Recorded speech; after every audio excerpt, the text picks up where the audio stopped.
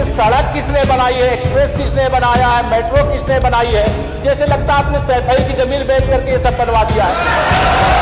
तुमने घर के तुम अपने पिताजी से पैसा लाते हो बनाने के लिए? तुमने राशन डाला है तो पिताजी उत्तर प्रदेश की विधानसभा में बुधवार को सदन की कार्रवाई के दौरान डिप्टी सीएम केशव प्रसाद मौर्य और नेता प्रतिपक्ष अखिलेश यादव आपस में भिड़ गए। विकास योजनाओं का श्रेय लेने के चक्कर में दोनों नेताओं के बीच हुई बहस इस मुकाम पर पहुंच गई कि सीएम योगी को खुद सदन में खड़ा होकर स्थिति को संभालना पड़ा। दरअसल केशव प्रसाद मौर्य अखिलेश यादव पर तंज कसते हुए ये बोल पड़े कि क्या उन्होंने सैफई की जमीन बेचकर अपने कार्यकाल में मेट्रो और इकाना स्टेडियम बनवाया था। अखिलेश यादव ने इसका जवाब तल्ख अंदाज में दिया और ये कहा कि क्या वो अपने पिता के पैसों से आज विकास कार्य करा रहे हैं। हालत ऐसी हो गई कि समाजवादी पार्टी और भारतीय जनता पार्टी के सदस्य आमने सामने आ गए। बड़ी बात यह कि जिन केशव मौर्य को सीएम योगी का प्रतिद्वंदी माना जाता था, आज उनके सम्मान के लिए सीएम योगी ने खुद विधानसभा में खड़े होकर स्थितियां संभाली। सीएम योगी ने सदन में खड़ा होकर न सिर्फ केशव का पक्ष लिया, बल्कि ये भी कहा कि सदन की किसी भी कार्रवाई के दौरान रनिंग कमेंट्री करने का कोई मतलब नहीं है और अखिलेश यादव को सदन की कार्रवाई का सलीका सीखना चाहिए। योगी ने यह भी कहा कि ये गलत परंपरा है और अगर ये चलती रही तो आने वाली पीढ़ियां भी इसका अनुसरण करेंगी। सुनिए केशव मौर्य का पक्ष लेते हुए योगी ने विधानसभा में क्या कहा।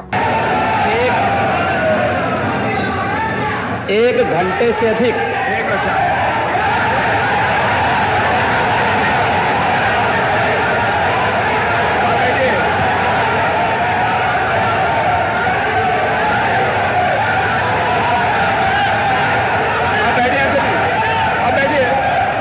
माननीय अध्यक्ष जी, नेता सदन खड़े हैं माननीय, आप अनुमति दे चुके हैं, उसके बाद ये शोर शराबा ठीक नहीं है, ये उचित बात नहीं। अध्यक्ष जी, एक घंटे से अधिक पूरा सदन माननीय नेता प्रतिपक्ष को सुनता रहा। बड़ी शालीनता के साथ उन्होंने अपनी बात कही। विपक्ष के नेता का जो दायित्व था, उन्होंने अपने कर्तव्यों का निर्वहन किया। हम लोगों ने सुना। इस सदन में और सरकार के उप मुख्यमंत्री अपनी बात को रख रहे हैं, बीच में रनिंग कमेंट्री का मतलब क्या है? और दूसरा, एक सम्मानित नेता के खिलाफ असभ्य शब्दों का प्रयोग हो, तो शब्द का प्रयोग हो,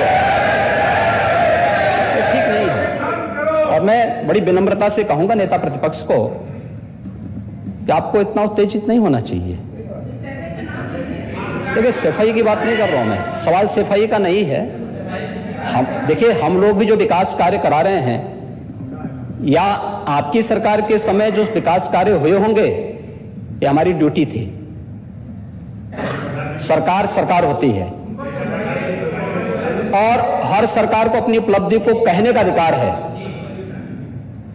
माननीय उप मुख्यमंत्री जी ने बिल्कुल सही कहा कि विकास, आपने कहा, आप विकास की जब चर्चा हुई तो उन्होंने जो बातें कही बिल्कुल ठीक ढंग से की थी। आपके यहां के दूसरे नेता या जब माननीय उप मुख्यमंत्री का यहां पर भाषण संपन्न होता, उसके बाद अपनी बात आप लोग कह सकते थे। लेकिन देखिए, मैं कल भी देख रहा था, कल माननीय वित्त मंत्री जी यहां पे जवाब देने के लिए खड़े हुए, उन पर जिस तरीके की भाषा का प्रयोग उस समय किया गया, आज फिर हम देख रहे हैं। देखिए, लोकतंत्र में हर सदस्य को सदन में अपनी बात रखने का पूरा अधिकार है, और अगर आप कहेंगे तो कैसे इस बात की अपेक्षा रखते हैं कि इस पार से उसका जवाब नहीं मिलेगा? पूरे एक घंटे से अधिक समय तक पूरा सदन और खासतौर पर सत्ता पक्ष से जुड़े हुए सभी मान्य सदस्यों ने आपकी बात को बहुत ध्यान से सुना। देखिए, सहमत होना ना होना अपना विषय है, नहीं, सवाल दूसरा नहीं। देखिए, सवाल, देखिए, सफाई भी इसी प्रदेश का हिस्सा। अध्यक्ष महोदय, सवाल ये नहीं है, मैं सुनने को तैयार हूं। अच्छा, मुख्यमंत्री बोल रहे हैं, सफाई भी तो इसी प्रदेश का हिस्सा है। नहीं, सफाई, देखिए भाषा आप उसको बाद में बोल सकते हैं। देखिए, हमारी सहमति असहमति हो सकती है, देखिए हमारी असहमति असहमति हो सकती है किसी बात पर, हम बाद में इस बात को करेक्शन करा सकते हैं, लेकिन तो मैंने शब्द का प्रयोग नहीं किया जाना चाहिए और किसी भी असभ्य भाषा का प्रयोग नहीं होना चाहिए। और मैं माननीय अध्यक्ष जी से अनुरोध करूंगा कि अगर इस प्रकार की शब्दावली प्रोसीडिंग का हिस्सा बनी है तो कृपया उसको हटवा दें, क्योंकि ये गलत परंपरा होगी और मैसेज का देश के अंदर खराब जाएगा। हमें हमेशा इस बात को ध्यान में रखना होगा, सदन की मर्यादा का ध्यान हर हाल में बनाए रखना होगा। दूसरा, जब एक सदस्य बोल रहा हो तो सदस्य के बीच, और खासतौर पर उप मुख्यमंत्री बोल रहे हो तो बीच में रनिंग कमेंट्री करना, बीच में धमकी देना, ये चीजें ठीक नहीं है और मुझे लगता है सदन की मर्यादाएं इससे आहत होती हैं। कोई भी इसको नहीं स्वीकार करेगा और मैं विनम्रता से कहूंगा, माननीय नेता प्रतिपक्ष को उनका सम्मान है, वे सबसे बड़े विपक्षी दल के नेता हैं और मुझे लगता है कि इस मर्यादा की अपेक्षा केवल सत्ता पक्ष से ही न करें, विपक्ष भी उस मर्यादा का पालन करेगा तो दोनों का सम्मान बना रहेगा और ये सम्मान दोनों का बना रहे। देखिए, सहमति और सहमति लोकतंत्र की ताकत है, या आवश्यक नहीं, हम ये नहीं कहते हमारी बात से सहमत हूं, या मैं ये भी नहीं कह सकता कि मैं आपकी बात से सहमत हूं।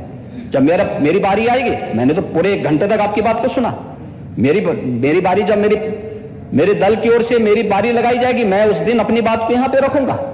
मैंने आपके पूरे भाषण को इसीलिए सुना ही नहीं, प्रोसीडिंग मंगाऊंगा, फिर देखूंगा, उसका पूरा जवाब भी दूंगा यहां सदन पे और मैं उम्मीद करूंगा कि सभी विपक्षी नेतागण उस दिन यहां पर हमारे बात को भी सुनेंगे। लेकिन एक सरकार के वरिष्ठतम नेता में से एक और उप मुख्यमंत्री जो लगातार दूसरी बार उप मुख्यमंत्री हो रहे हैं, उनके द्वारा अपनी बात को रखा जा रहा हो, मुझे लगता है शालीनता से हमें सुनना चाहिए। अगर हमें लगता है गलत हो रहा है, देखिए बहुत सारी चीजें अगर हम भी इस बात को कहते, बहुत सारी चीजें नेता प्रतिपक्ष भी ऐसी थी जो आपत्तिजनक हो सकती थी, हमने सुना नहीं, हमें जो स्वीकार करना होगा वो स्वीकार करेंगे और उसका जवाब देंगे भी, लेकिन बीच में इस तरीके की उत्तेजना दिखाना उचित नहीं है। देखिए, माहौल इससे खराब होता है और अनावश्यक रूप से बाहर मैसेज खराब जाता है। हमारे बारे में टिप्पणियां होती हैं, सदन के बारे में टिप्पणी होती है, हर एक सदस्य की मर्यादा भंग होती है और सदस्य की इसका सम्मान बाहर तार होता है, पब्लिक में इसका मैसेज खराब होता है और इस प्रकार की शब्दावली का प्रयोग न हो। और अगर ये तो शब्द का प्रयोग हुआ है तो मैं आपसे अनुरोध करूंगा कि कृपया इसको सदन की प्रोसीडिंग का हिस्सा कतई न बनाने दिया जाए, क्योंकि ये आने वाले समय में नजीर बनेगा। फिर यही होगा जो इससे पहले इस सदन में होता रहा है, उस चीज को हर हाल में रोकना होगा। और मैं आपसे विनम्र अनुरोध करूंगा कि ये रनिंग कमेंट्री, बीच में धमकी देना, ये चीजें बंद होनी चाहिए। अच्छा होगा कि